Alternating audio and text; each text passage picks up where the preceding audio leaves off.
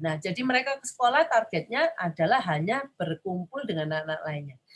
Kalau kita punya target itu, nanti kita lakukan target-target tersebut. Nah, itu jadi shadow-nya atau siapapun di dalam sekolah itu, apakah bisa membantu ibu dan bapak untuk mencapai target itu? Atau apakah anak kita memang sudah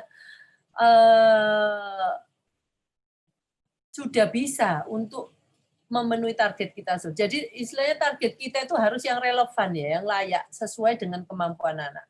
Kalau itu ada, kita bisa lakukan hal-hal yang bisa membantu anak kita supaya bisa tercapai targetnya. Seperti gini, target saya dia bisa tahu nama teman-temannya di sekolah atau 5 aja atau 10. Dan dia bisa tahu nama gurunya di sekolah.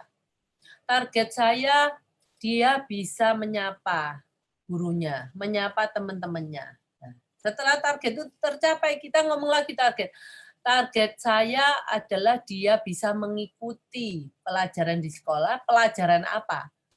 Mungkin karena anak kita belum bisa tahu ABC, nggak bisa tahu karakter itu untuk membaca, jadi kan nggak relevan kalau tuntutan kita, saya mau anak saya bisa membaca di sekolah. Loh, anaknya belum bisa ini, belum bisa mengenal karakter ABC. Nah, yang mungkin yang lebih wajar kalau kita mengatakan menuntut atau membuat target, saya mau anak saya bisa mengikuti aktivitas di dalam kelas. Jadi istilahnya gini, dia anak-anak berdiri, waktunya sekarang makan, anak-anak kita juga pergi ambil tasnya, terus dia bisa membuka sendiri, makan sendiri, mengembalikan sendiri, habis itu mengembalikan. Terus waktunya masuk kelas, dia juga bisa ikut berbaris masuk ke kelas.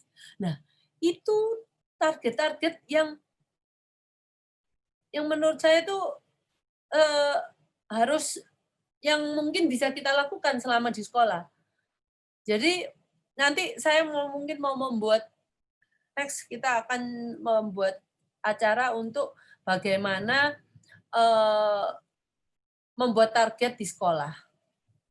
Anak-anak di lingkungan kalau yang masuk ke sekolah umum, anak kita itu sebenarnya di sana itu bukan cuma diserahkan aja, kita harus bikin target, di mana shadow-nya juga harus ada target, karena biasanya anak-anak spesial itu bayarnya kan double, 2 kali. Nggak apa-apa, 2 kali, kita bayar 2 kali, tetapi kita punya target yang harus kita capai, dan target itu harus dibicarakan dengan guru di sekolah. Jadi, dan guru harus setuju, oh ya, saya pikir itu target yang wajar. Jadi orang tua, guru, shadow-nya itu semuanya tahu target kita mungkin per bulan atau per 2 minggu apa yang harus kita capai. Jadi kita mungkin bisa bertemu dengan mereka setiap sebulan 1 kali. Nah, hanya mungkin ketemunya 15 menit, 10 menit, jangan lama-lama. Kadang-kadang gurunya juga komplain kalau kita meminta mereka terlalu banyak waktu yang untuk anak kita atau untuk kita. Ya. Oke, mungkin itu sebelum saya ke sini. Nah, oke, sekarang kita akan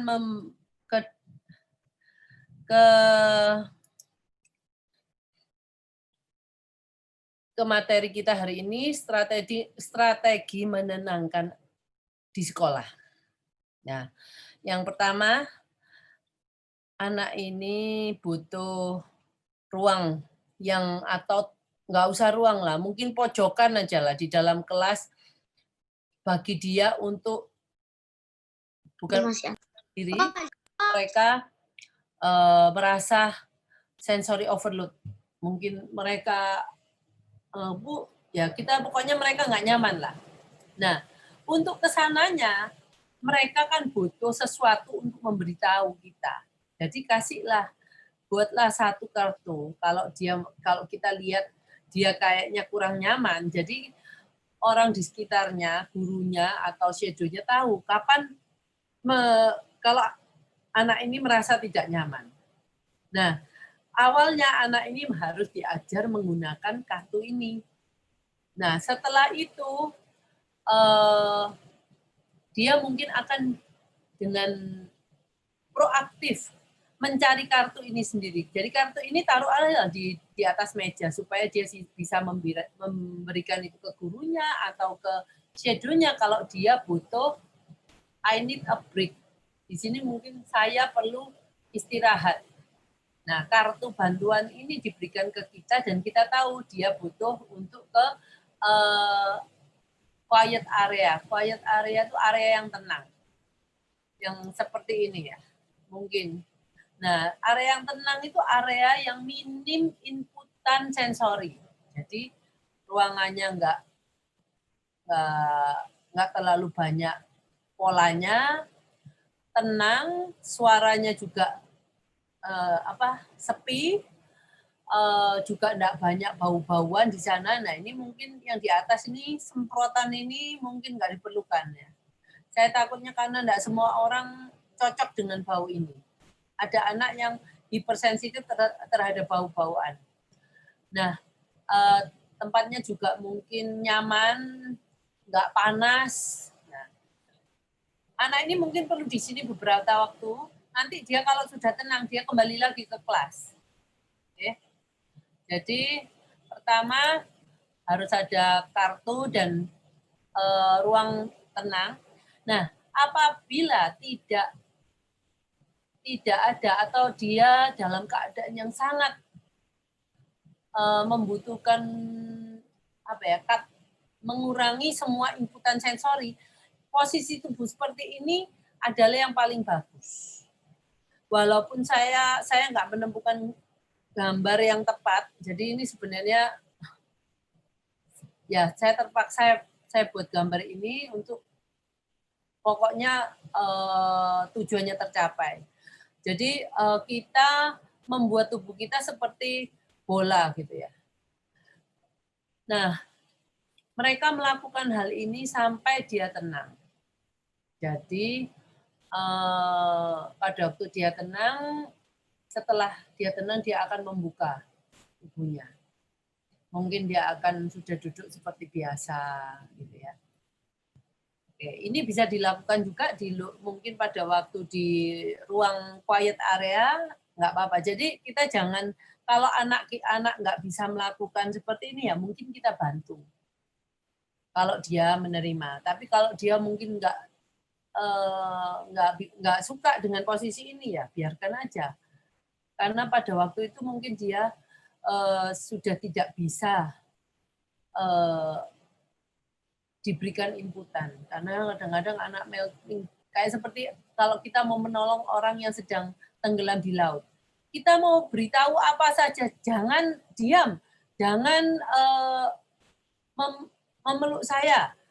Nah, kadang-kadang banyak kasus bahwa orang yang menolong akan tenggelam bersama dia. Nah, itu jadi kalau pada waktu dia chaos seperti ini itu adalah bukan waktu yang tepat untuk memberitahu dia. Jadi mungkin memberitahunya pada waktu dia nggak chaos, mungkin lakukan posisi ini. Dilatih untuk posisi ini supaya anak bisa mengerti. Nanti kalau maunya, oh dia bisa merasakan, enak ya posisi ini. Nah, tapi kalau sebelumnya dia belum pernah, terus kita tiba-tiba meminta dia melakukan posisi ini pada waktu dia lagi melting atau sensory overload, wah pasti kebanyakan kita akan gagal. Oke? Nah, simbol-simbol yang diperlukan ya ini Ibu, kita bisa mengganti apapun yang kita perlukan. Jadi ini cuma contoh ya. Jadi ini juga kartu-kartu yang bisa mungkin membuat dia tenang. Mungkin ada anak yang tenang kalau dia bisa menghitung dari 1 sampai 10. Dia pengen di brushing, dia pengen duduk di chair kursi yang nanti ada kursinya itu. Kursi yang bisa memberikan inputan sensori lebih. Saya bisa menarik napas dalam. Ini kartu kita persiapkan waktu setiap harinya, tetapi juga harus diajar untuk menggunakan kartu ini. Apa artinya kartu ini? Karena kalau kita berikan aja ke anak-anak kita, mereka nggak akan tahu apa ini. Jadi ini ada, saya berikan contoh, tetapi saya belum memberikan cara penggunaannya. Nah, ini yang waktu itu saya mau visual prompt. This is an example of a visual prompt for a child who needs to calm down when upset or agitated. Nah. The first card describes the emotion. In this case, the child is feeling upset. Ini itu ya, bisa menekan. Di sini diomongkan ini adalah break kartu kesudahan. Dia bilang saya merasa memberi sakit kakak menentukan saya apa harus saya. Nah, itu yang mungkin dia bisa memberikan ini dan kita bisa memberikan solusinya. Jadi kartu ini dibundel jadi satu, dibawa oleh dia kemana-mana. Kalau anak sudah tahu, pada waktu dia tidak enak, sebelum dia menjadi marah, dia akan memberikan kartu ini ke kita, memberitahu kita bahwa dia dalam keadaan tidak nyaman, dan kita berusaha menolong dia sebisa mungkin. Paling gampang itu ya, orang tua kalau pemain kita di mall atau dimanapun, kita pergi ke toilet. Toilet itu tempat yang biasanya sepi. Ya kalau di mall, carilah toilet atau tempat-tempat yang untuk ganti bayi ya, nursery room ya.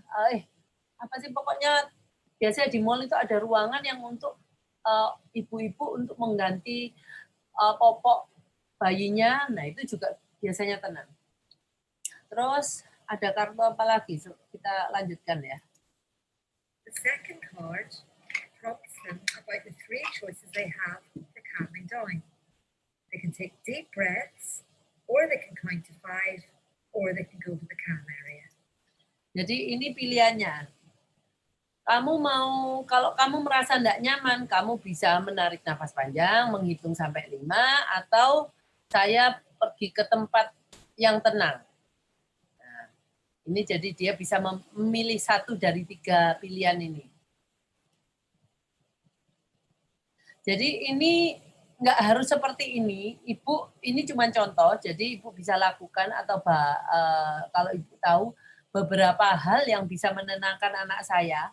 Nah, itu pada waktu ajarkan nanti bagaimana mengkorelasikan keadaannya, mengetahui bahwa ini adalah deep breath. Nah, itu memang kita harus memberitahu ke dia.